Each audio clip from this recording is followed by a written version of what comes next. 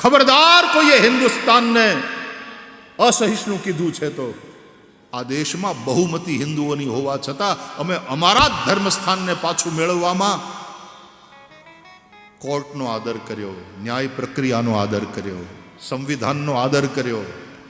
અમે પડાવી નથી લીધા. પણ ગુસ્સો તો આવે કોક પડાવી લઈને ત્યાં ઊભું કરી દે તો એને જોઈને, અને એને પાછું મેળવવા માટેનો સંઘર્ષ પણ થાય. અને અધિકાર છે અમારો, એ હિન્દુઓનો અધિકાર છે.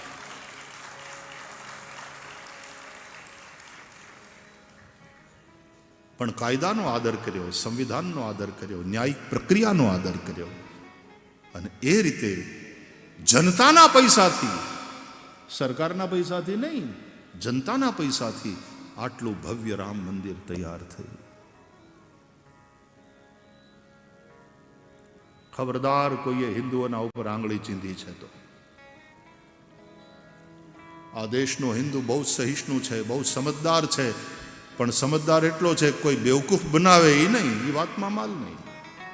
હિન્દુ જાગી ગયો છે હવે, કારણ કે કૃષ્ણની ગીતાના અમૃતને પીધેલો હિન્દુ છે. એ સહિષ્ણુ છે પણ કાયર નથી. એ ઉદાર છે, બેવકૂફ નથી. एक बार जरा जोर से भारत माता की जय, सनातन हिंदू धर्म की जय, सनातन वैदिक हिंदू धर्म की जय, सनातन वैदिक हिंदू धर्म की जय, वंदे वंदे वंदे